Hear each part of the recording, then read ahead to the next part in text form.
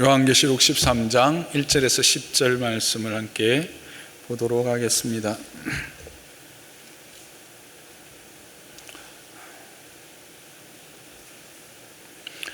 요한계시록 13장 1절에서 10절 교독합니다. 내가 보니 바다에서 한 짐승이 나오는데 뿔이 10이요 머리가 7이라 그 뿔에는 10 왕관이 있고 그 머리들에는 신성모독하는 이름들이 있더라.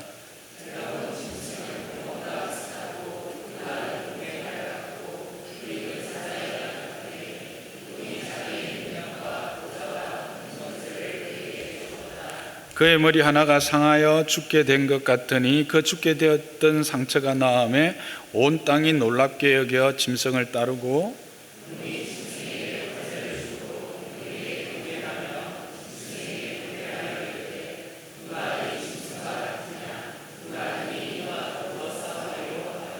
또 짐승이 과장되고 신성모독을 하는 입을 받고 또 42달 동안 일할 권세를 받으니라.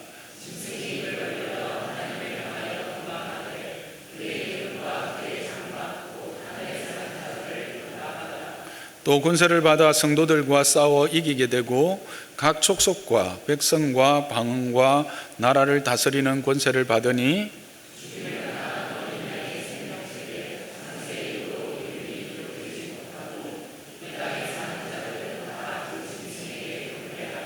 누구든지 귀가 있거든 들을지어다. 사로잡힐 자는 사로잡혀 갈 것이요 칼에 죽을 자는 마땅히 칼에 죽을 것이니 성도들의 인내와 믿음이 여기 있느니라. 아멘.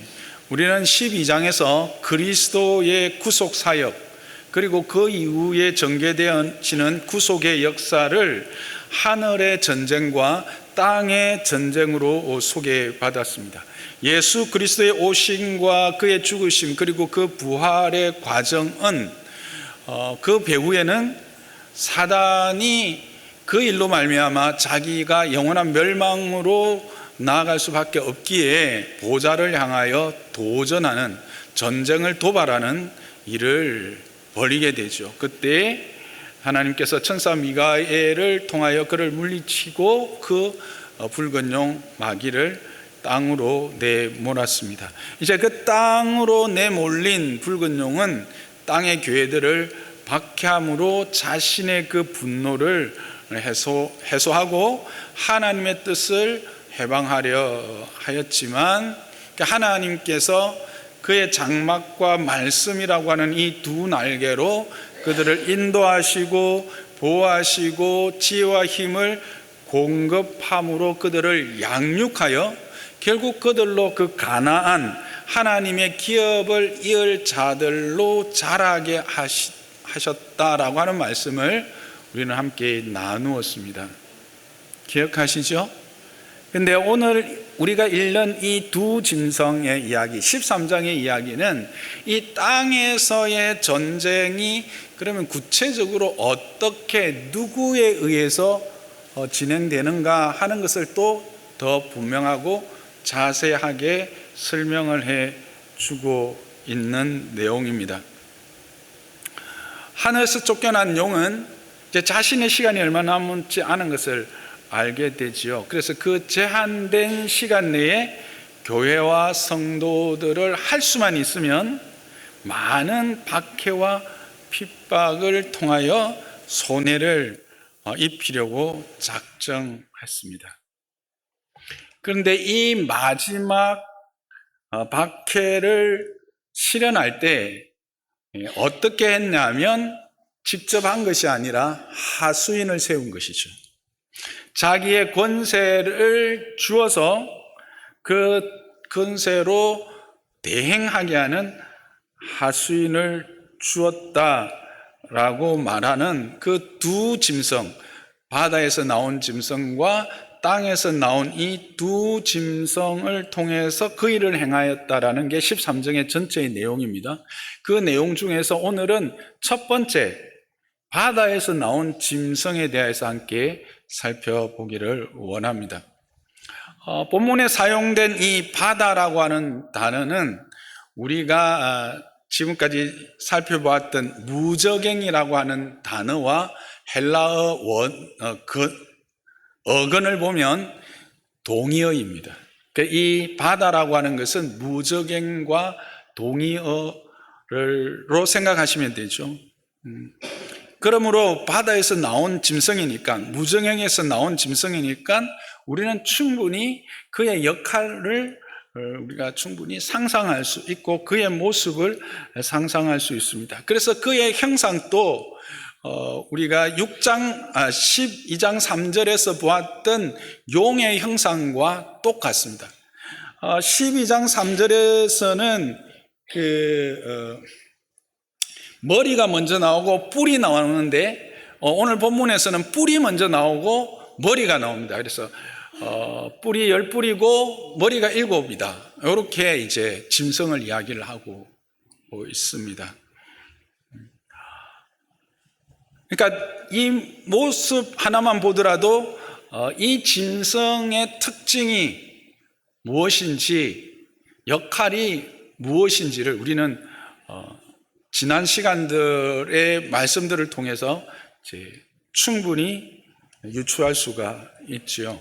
그래서 이 머리에 든 뿔 그리고 면류관, 이거는 하나님의 주권에 대한 모방이며 또한 그리스도의 면류관에 대한 모방이다라는 것을 우리가 지난번에 용을 이야기할 때 그대로 했습니다. 그러니까 그것을 그대로 이 짐승도 그런 특징을 가진다는 거예요. 이 짐승도 이 땅에서 끊임없이 하나님을 모방하고, 즉 자기를 스스로 신으로 선포하고 경배를 받기를 기뻐하며 그리스도의 그 면류관 영광을 누리기를 원하고 그런 방향으로 사람들을 미혹하는 존재라고 하는 사실입니다. 그런데 여기 뿔은 이제 권세를 이야기를 한단 말입니다. 그래서 이것은 그 하나님이 가지고 있는 그 권세가 있는 존재다라는데, 이 권세가 10개나 있으니까 이것이 단지 그냥 무늬만 하나님의 형상을 하고 그리스도를 모방하는 자가 아니라 실질적으로 그렇게 하나님을 모방함에 있어서 힘과 능력을 행사할 수 있는 존재, 그게 바로 짐승이다라고 하는 것을 우리는 확인하게 됩니다. 그리고 그 얼굴을 포함한 짐승의 몸은 표범과 같고 발은 곰과 같고 그 입은 사자의 입과 같다고 말하고 있습니다. 이거는 우리가 지금까지 쭉 풀었던 것으로 충분히 해석이 가능하죠. 표범은 어떤 특징이 있어요? 이제 빠릅니다. 날렵합니다. 곰의 발은요, 힘이 있죠. 그래서 이 짐승은, 바다에서 올라온 짐승은 아주 날렵하며 빠를 뿐만 아니라 사자의 입을 가졌습니다. 사자의 입은 뭘 의미합니까? 사나운 것을 이야기하죠. 난폭함을 이야기합니다. 그래서 이 하나님을 모방한 이 바다에서 올라온 짐승은 날렵하면서 사납고 또 힘 있는 존재라고 하는 사실이죠. 그리고 그는 이 면류관을 써서 하나님의 아들 그리스도를 모방할 뿐만 아니라 그가 이 땅에서 어떤 행하는 이적들을 통해서도 그리스도를 모방하는 존재, 즉 그리스도의 죽음과 부활을 모방하는 이적을 행하는 존재로 소개하고 있습니다. 그게 이제 3절의 묘사입니다. 3절에 보면 그의 머리 하나가 상하여 죽게 된 것 같으니 그 죽게 되었던 상처가 나았다. 이 일로 말미암아 어떻게 해요? 많은 이들이 그를 경배하며 이와 같은 존재가 어디 있느냐라고 하고 그 앞에 엎드렸다, 그렇게 이야기하고 있잖아요. 이게 무엇을 모방한 것이냐면 예수님의 죽음과 부활을 모방한 것입니다. 그래서 이 이적으로 말미암아 땅이 놀라고 그로 말미암아 땅에 있는 많은 사람들, 이제 뒤에 가보면 생명책에 기록되지 아니한 모든 민족과 땅에 있는 속한 자들이 이 바다 짐승에게 이제 절을 하게 되어지는 것입니다. 근데 여기서 이제 이러면 우리는 궁금해집니다. 이 짐승이 그러면 구체적으로 어떤 존재인가? 그냥 상징인가? 아니면 구체적으로 어떤 인물을 말하는 것인가? 아니면 무엇을 말하는 것인가? 궁금해집니다. 그죠? 그래서 많은 학자들은 이 요한의 편지를 쓴 그 7교회의 요한의 편지를 쓴 사도 요한의 시대에 한정한다면 로마의 황제들, 특히 네로 황제 시대를 전후한 어떤 정치적 영적 환경일 것이다 라고 풀이를 많이 합니다. 그렇게 해석할 수 있는 많은 근거들이 있습니다. 그런 것들 여러분들에게 다 설명을 하면 시간이 너무 오래 걸리겠죠. 그리고 특히 이 네로의 부활 신화를 가지고 이 3절에 머리가 상하여 죽게 된 것들이 다시 회복되는, 즉 여러분들이 로마의 역사를 조금 알면 뭐 이 정도는 다 알죠. 로마를 불을 지르고 자살한 거는 알죠. 그리고 그 이후에 약 2년 동안 3명의 황제가 즉위했다가 폐위되는 아주 혼란스러운 시절을 지나고, 그리고 나서 새로운 왕 베스파시안 황제, 베스파시아누스의 등극으로 말미암아 다시 제국의 형태로 회복된 것을 통해서 이때 약화된 것이 결국은 죽음과 같은 로마의 짐승의 모습이며, 그 이후에 회복되어서 그 힘을 다시 회복한 것으로 이 3절을 해석하므로 로마 시대, 특히 네로와 그 네로의 죽음에 따르는 신화를 바탕으로 기록한 말씀이다라고 이제 해석을 하기도 합니다. 그런데 이것은 그 이후에 이제 최근의 학자들은 이 부분을 많이들 받지 않습니다. 그렇게 받기에는 본문이 말하는 바 이 짐승이 가지고 있는 바 특징, 그 그리스도를 모방하고 계속해서 그리스도와 이렇게 대비되는, 병행되어지는 그리스도의 특징이 이 짐승에게서 그대로 반영되어지거든요. 칼을 가졌고 이제 13장 16절에서 16절 이하에 나오는 이마에 이름을 가진 추종자들이 따르고 뿔이 있고 죽임을 당하고 그다음에 족속과 방언과 나라가 그 앞에 엎드리며 그의 경배를 받는다라고 하는 것들이 그리스도께서 나타나는 특징들을 그대로 병행해서 썼다. 그래서 이것은 단지 어떤 한 인물을 말하는 것이 아니라 이런 병행 구조를 볼 때 그리스도와 그 백성의 최고의 원수, 그 대척점에 서 있는 존재로 묘사하고 있다.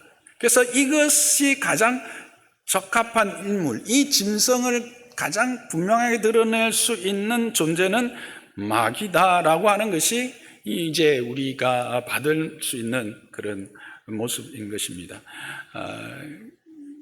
그래서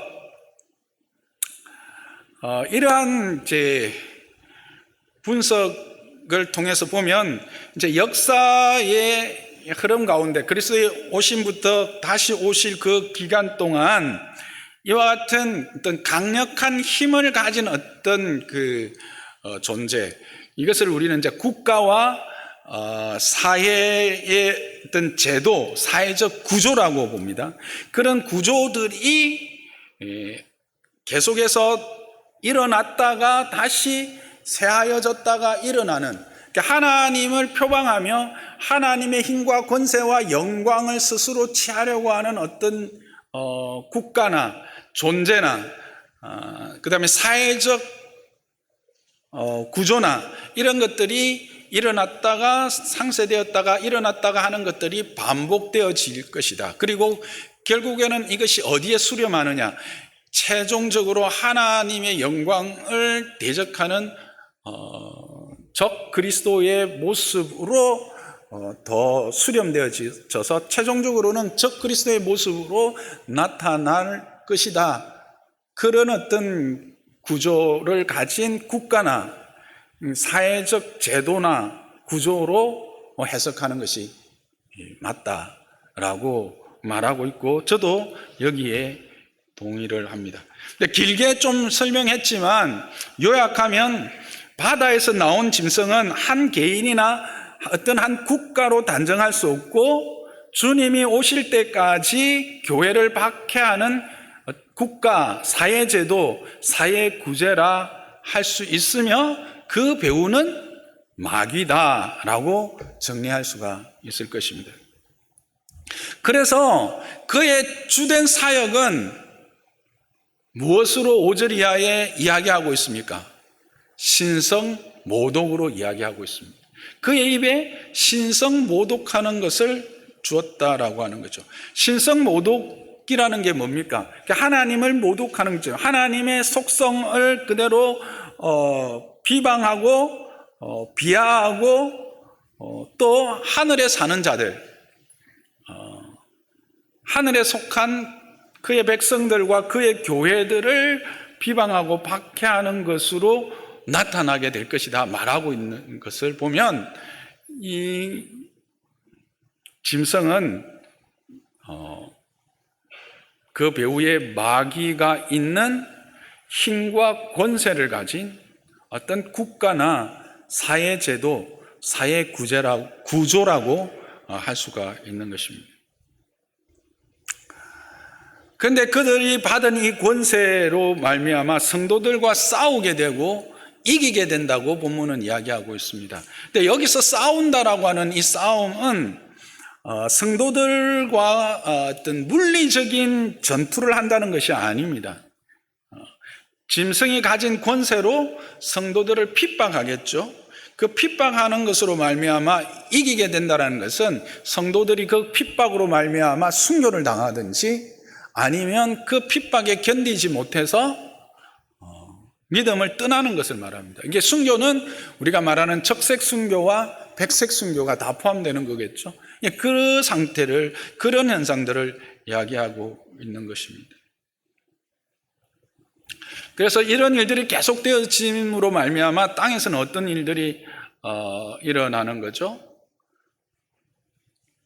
생명책에 기록되지 않은 죽임을 당한 어린 양의 생명책입니다. 보다 더 구체적으로 그들은 다 짐승에게 경배하는 일들이 최종적으로 나타나게 된다라고 하는 사실입니다. 그렇게 되면, 그런 일이 있으면, 그러면 우리는 그런 일이 있을 때 어떻게 해야 할까? 어떻게 반응해야 할까? 어떻게 처신해야 할까? 라고 질문하게 됩니다. 그 질문에 대한 대답이 9절에서 10절 말씀입니다. 9절을 한번 읽어볼까요? 같이. 귀 있는 자들은 들을지어다 랍니다. 여러분, 어디서 많이 듣던 이야기죠? 어디서 듣던 이야기입니까?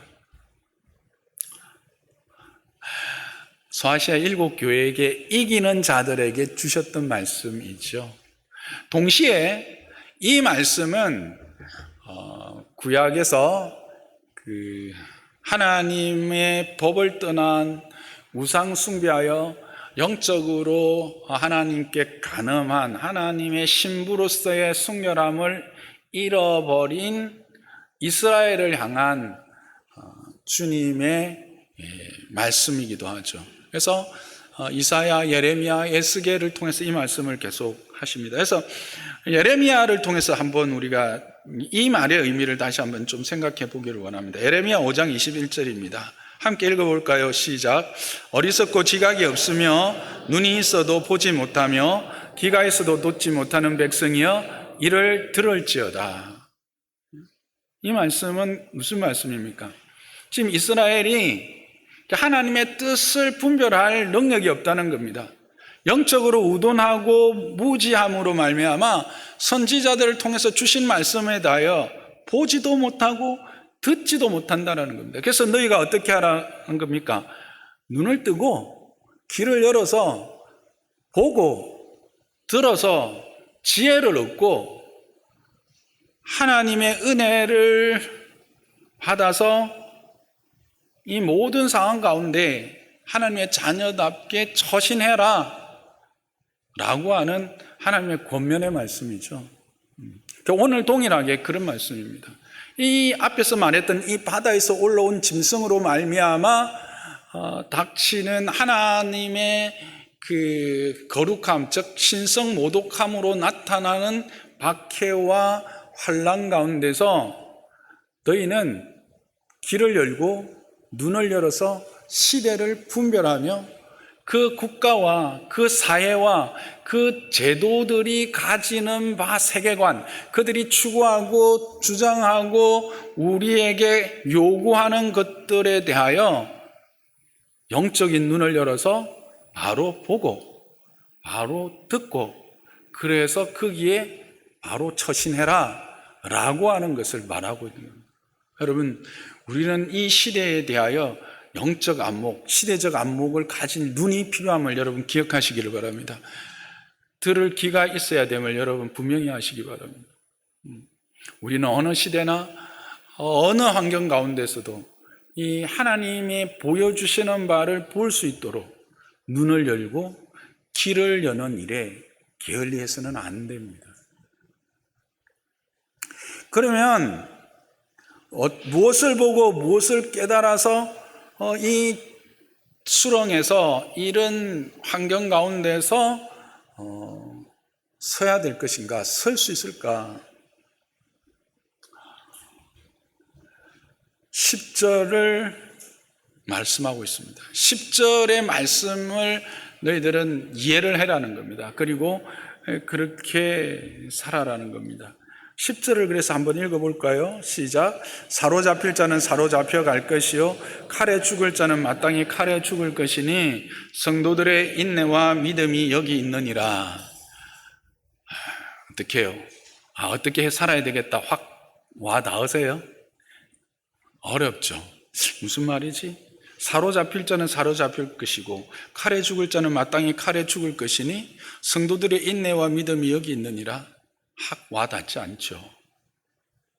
아리송합니다. 근데 이 이제 말씀을 이해하기 위해서는 우리가 구약의 예레미야서를 우리가 확인해야 합니다. 예레미야 15장 2절에 이 말씀을 그대로 사용하시는 것을 우리는 보게 됩니다. 예레미야 15장 2절입니다. 함께 봅시다. 시작. 그들이 만일 네게 말하기를 우리가 어디로 나아가리요 하거든 너는 그들에게 이르기를 여호와께서 이와 같이 말씀하시니라. 죽을 자는 죽음으로 나아가고 칼을 받을 자는 칼로 나아가고 기근을 당할 자는 기근으로 나아가고 포로될 자는 포로됨으로 나아갈지니라 하셨다 하라 말합니다. 보세요. 그들이 즉 이스라엘 백성들이 너에게 예레미야 너에게 묻기를 우리가 그러면 이와 같이 하나님의 진노로 말미암아 바벨론의 포로가 되고 바벨론과의 전쟁을 통하여 곤란을 당하게 되면 우리는 어떻게 해야 합니까? 라고 말할 때 너는 그들에게 말하기를 여호와께서 이와 같이 말씀하시니라 라고 전해라. 이 말은 뭐냐면 여호와께서 이미 결정하셨다. 이미 이 나라의 운명과 너희들의 운명에 대하여 하나님은 결정하셨다라고 하는 것을 분명히 알게 해라. 그래서 결국 그러므로 죽을 자는 죽음으로 나가고 칼을 받을 자는 칼로 나가고 기근을 당할 자는 기근으로 나가고 포로될 자는 포로가 되어라. 이 말은 뭡니까? 그때에 너희가 어떤 술을 쓰거나 도피하거나 이것을 피하려고 하지 말고 그냥 포로가 되면 포로로 잡혀가고 죽임을 당하면 그 자리에서 죽고 기근으로 굶주리면 굶주리고 그렇게 살아라 라는 말씀입니다. 이게 무슨 하나님의 방책입니까? 하나님이 어떻게 그 백성을 향한 이런 방책을 하실 수 있습니까? 우리는 이제 또 생각할 수 있는 거죠.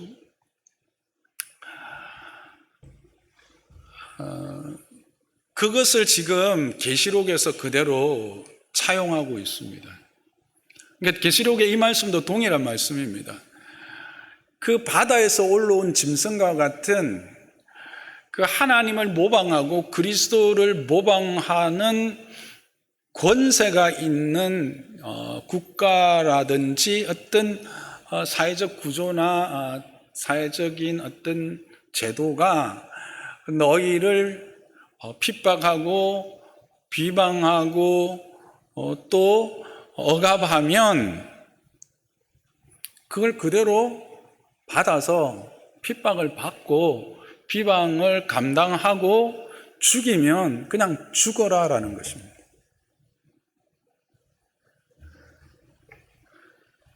세시죠, 하나님.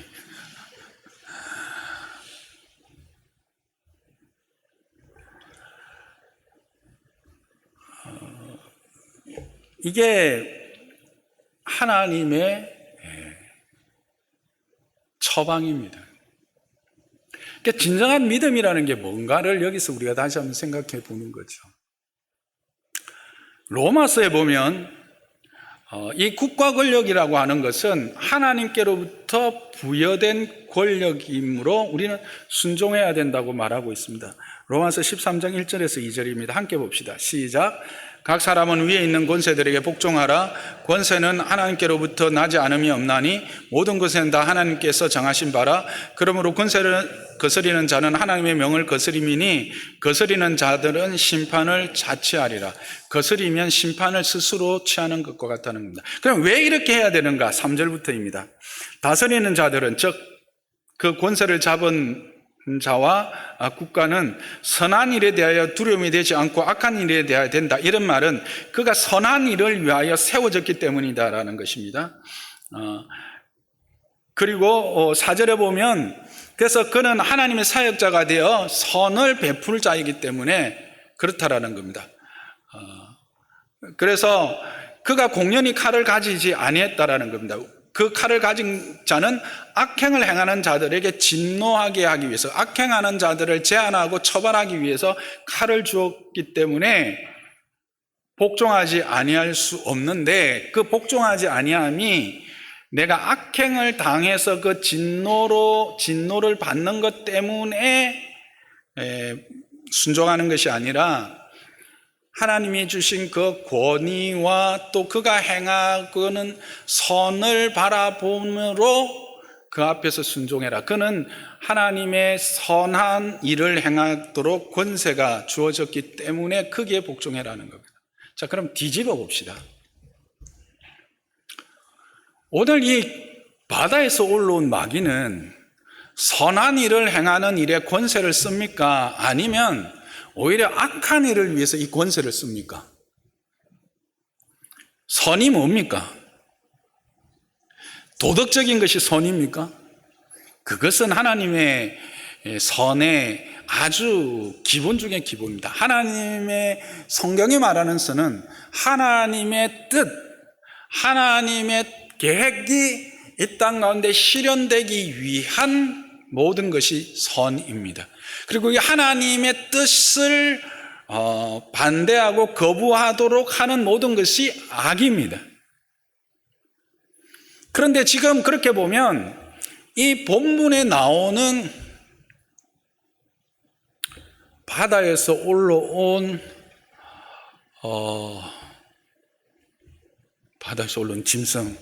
짐승이란 말도 잘 안 나옵니다. 짐승은 선을 행하는 것 자입니까? 아니면 악을 행하는 자입니까? 하나님의 권세를 받아서 선을 행하는 자가 아니라 악을 행하는 자입니다. 하늘에 속한 자들이 행하는 바 그 예배와 하나님을 섬기는 일을 비방하고 그것을 해방하는 자입니다. 그럼에도 지금 말씀은 우리에게 뭘 이야기하고 있습니까? 그럼에도 그 앞에서 어떻게 하라는 겁니까? 죽이면 죽고,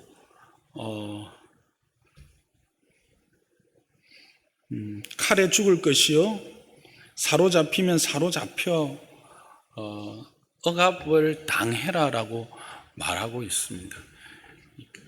근데 그게 뭐냐 하면 인내요 믿음으로 서는 것이다 라는 것입니다. 어렵죠. 여기서 우리가 이제 이 국가 권력, 이 본문이 그래서 아주 중요한 세계관을 다루고 있어요. 그러니까 이 땅에 있는 국가 권력이나 사회 제도는 궁극적으로 하나님의 법, 그 하나님의 선하심을 실현하는 도구인가 그렇지 않은가를 우리한테 보게 하죠. 궁극적으로 이 땅의 제도나 국가는 하나님의 선하심을 추구하는 그런 나라는 없다. 그게 하나님의 정하신 방법이다라고 하는 사실을 우리는 인식해야 합니다. 이 땅의 모든 국가와 모든 사회적 제도나 추구들은 다 인본주의를 바탕으로 진행되어집니다. 인본주의가 누구입니까? 이제 내가 중심이죠. 사람이 중심입니다. 사람을 위하여 나가고 사람이 하나님의 자리에 서도록 하는 거예요. 하나님의 법을 어기는 거죠.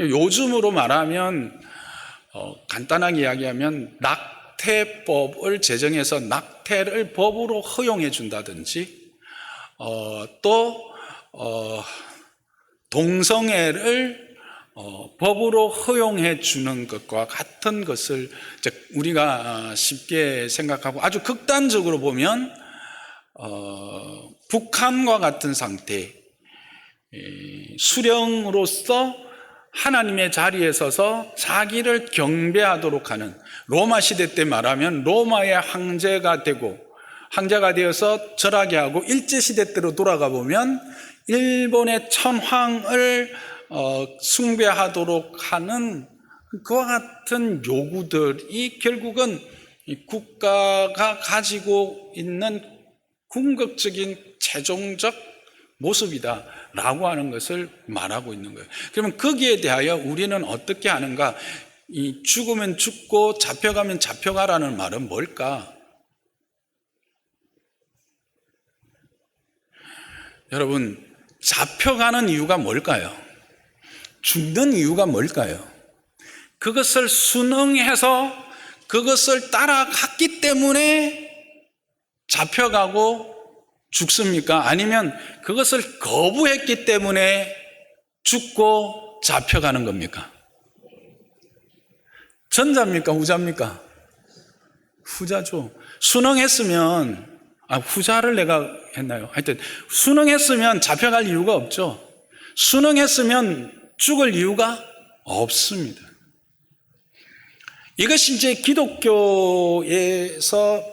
우리가 생각해 볼 수 있는 영적 불복종의 자세입니다. 그러니까 하나님의 선하신 통치를 준 그 권세에 대하여는 우리가 기꺼이 순응하지만 하나님의 통치를 거스르는 그 요구들, 앞에서 말씀드렸죠.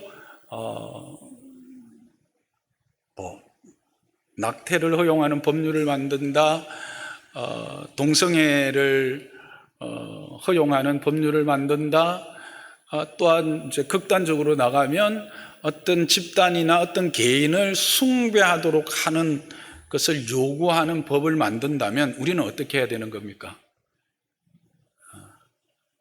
불복종할 수밖에 없다는 겁니다.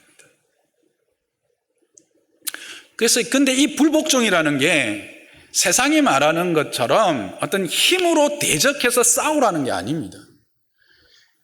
그래서 그 뒤에 뭐라고 말합니까? 인내와 믿음이 이것이다라고 말하고 있는 겁니다. 결국은 우리의 신앙함은 그와 같은 상태에서 뭘 해야 되느냐 하면 여전히 뭐 해야 되는 겁니까? 믿음으로 서는 겁니다. 여전히 말씀 앞에 서고 여전히 하나님만을 경배하는 자의 자리를 지켜나가는 것이죠. 그게 바로 인내와 믿음을 보여주는 것입니다. 그러니까 어떤 이들이 보면 이제 소극적 불복종이다, 그렇게 이야기할 수는 있겠지만 어쨌든 성경은 그거를 이야기하고 있다는 겁니다. 거기에서 우리의 자세를 말하고 있는 겁니다. 이거는 저의 이야기가 아니라 성경의 이야기입니다. 그러면 결국 그들은 어떻게 하는가? 우리가 로마서에서 나오는 것처럼 하나님을 대적하고 하나님의 백성들을 대적하고 하나님의 백성들을 억압하는 자들은 그 머리에 무엇을 쌓는 것과 같아? 숯을 쌓는 것과 같다라고 했습니다. 그들이 행한 일로 말미암아 결국 그들은 누구의 심판을 받게 될까요? 하나님의 심판을 받습니다. 그래서 심판하는 일은 누구에게 있다? 하나님께 있다. 그래서 하나님께 맡기는 거예요. 그럼 우리는 그 자리에서 뭘 하는 거냐? 믿음을 지켜나가며 그 모든 상황 가운데 인내하는 거예요. 그래서 바울은 로마서 5장 4절에서 6절에 이렇게 말하고 있죠. 인내는 연단은 소망을 이룰 줄 압니다. 그런데 이 소망이 부끄럽지 아니한 것은 우리에게 주신 성령으로 말미암아 하나님의 사랑이 우리 마음에 부은 됩니다. 즉 하나님의 사랑이 이미 우리에게 부어졌기 때문에 우리가 아직 연약할 때의 기약대로 그리스도께서 경건하지 않는 자 우리를 위해서 죽으심으로 결국 어떻게 됩니까? 우리로 하여금 그 하나님의 자녀로서 그의 기업을 물을 수 있는 자로 서게 되어진다고 뒤에 이제 이야기되는 거죠. 지난주에 말했던 지난번 시간 계시록 때 이야기했던 바 생명의 성령의 법이 우리를 죄와 사망의 법에서 해방하여 하나님의 자녀로서 그의 기업을 이을 자의 자리에 가게 되는 거죠.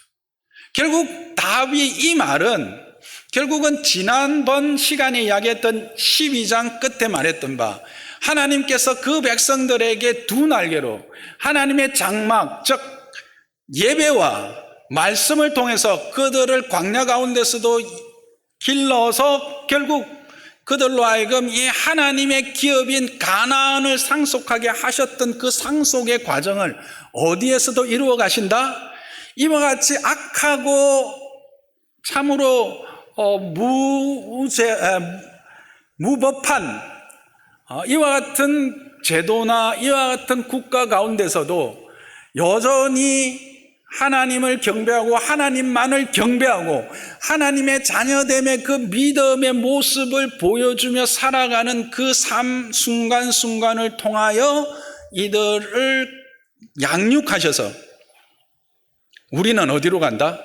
하나님의 기업을 이을 자로서 완성시켜가고 그 죄악을 하나님이 주신 권세를 하나님의 뜻대로 행하지 아니하고 자기의 권세로 자기의 유익을 위해서 추구하고 억압했던 이들은 하나님의 영원한 멸망으로 들어갈 그것을 쌓는 분명한 증거로 남아 하나님의 심판으로 이를 수밖에 없는 존재로 하나님은 몰아서 심판하실 것이다 라고 하는 것을 지금 이 말씀 가운데 이야기하고 있는 것입니다.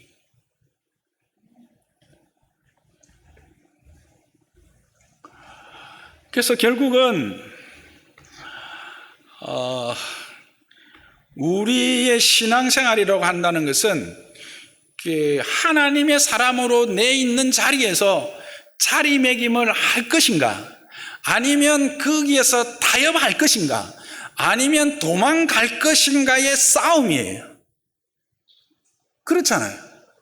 이런 환경, 이런 바다에서 올라온 짐승과 같은 국가나 사회제도나 법체계 아래서 그럼에도 불구하고 여전히 하나님의 그 백성으로서 그 그리스도로 말미암아 허락되어진 그 구원의 은혜 안에 기뻐하며 빛과 소금의 역할을 하면서 이 자녀됨의 신분의 거룩함과 복됨을 지켜나가 이 자리를 감당할 것인가? 아니면 대충 타협해서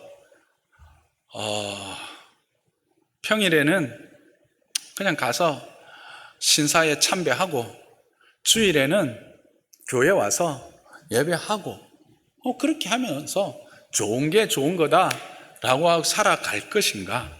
아니면 이것저것 다 싫다, 그냥 도망가서 언둔의 생활을 할 것인가? 이 싸움들이라는 겁니다. 근데 이 싸움들이 제가 말씀드린 거는 아주 크고 분명하게 드러나는 것이지만 실제로 우리의 삶들 속에서 이 싸움은 계속해서 요구되어지고 있다는 거예요. 이 세상의 구조나 이 세상에서의 요구나 이 세상의 세계관들은 우리도 모르는 사이에 이 바다의 짐승과 같이 지금도 아주 사소한 것들로 도전하고 있어요. 어떤 것들은 우리가 그 도전이 너무 약하고 보잘것없고 미미한 것이라서 인식하지도 못하지만, 그러나 분명히 여러분은 삶 속에서 이것들 앞에 직면하게 된다는 겁니다. 그럴 때 너희는 어떻게 해야 되느냐? 거기에서 그 상황 가운데서 인내함을 보여라는 겁니다. 거기에서 믿음을 보여라는 겁니다. 그게 우리의 삶의 방식이다라는 거예요.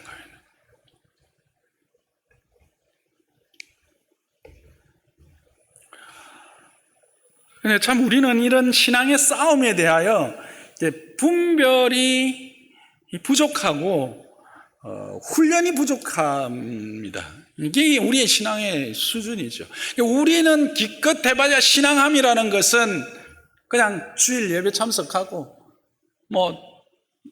시간 날 때 헌신하고 물질이 있을 때 헌신하고 그렇게 하는 것, 남들이 기도할 때 나도 기도하고 그 정도로 나는 신앙함이라 이게 신앙함에 달하고 우리는 생각하는 정도라는 겁니다. 근데 오늘 본문은 그게 아니라는 거죠.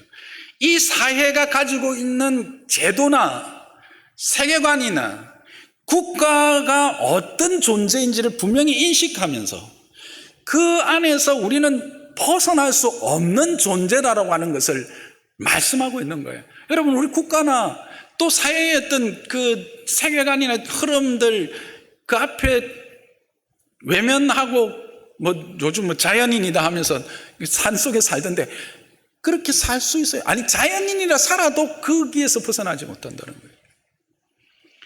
그런 상황 속에서 너희는 어떻게 살아야 되느냐? 바로 인내와 믿음으로 서는 것이다. 그 자리에서 나의 이 신분, 하나님의 자녀로서의 그 신분, 그것을 여전히 지켜내면서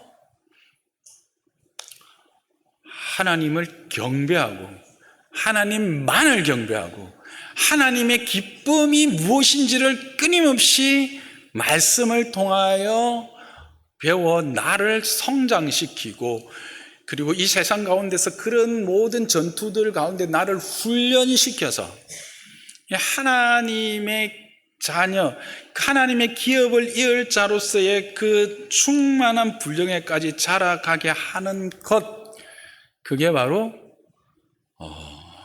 우리의 삶의 방식이 되어야 된다. 그러므로 그때 세상에 너희를 이 믿음을 지키는 것 때문에 비방하냐? 그러면 그 믿음을 지키면서 그 비방 감당해라는 겁니다. 사로잡혀 가냐? 사로잡아 가냐? 그러면 그 믿음을 지키면서 사로잡혀 가라는 겁니다. 칼로 죽이냐? 그러면 믿음을 배반하지 말고 그 믿음과 함께 죽으라는 겁니다. 그러면 모든 것은 누가? 하나님이 이 모든 것을 결정한 궁극적 주권자이므로 하나님이 그 모든 것에 책임을 지실 것이다 라고 하는 약속입니다. 혼란하고 참으로 혼란스러운 이 시대를 우리가 살고 있지 않습니까? 지혜가 필요합니다. 영적 분별력이 필요합니다. 이 시대를 향해서 우리는 어떻게 이 시대를 향해서 감당하며 이 시대 앞에 서야 될지를 정말 고민하지 않으면, 깊이 생각하지 않으면 나도 모르는 사이에 떠밀려가고 나도 모르는 사이에 그냥 허적거리면서 아무런 기쁨과 감사와 감격뿐만 아니라 능력을 잃어버린 채 그렇게 죽은 물고기가 흐르는 강물에 떠내려가듯이 떠내려갈 수밖에 없는 시대. 사랑하는 장로산나교회 성도 여러분, 저와 여러분의 부르심과 우리의 신분과 우리의 하나님의 요구하심이 무엇인지 바로 깨달아서 이 악한 세대 가운데서 여전히 하나님의 자녀로서 그의 영광이 되며 그의 거룩함을 드러내는 저와 여러분 되시기를, 인내와 믿음으로 서는 저와 여러분 되시기를 주님의 이름으로 축복합니다.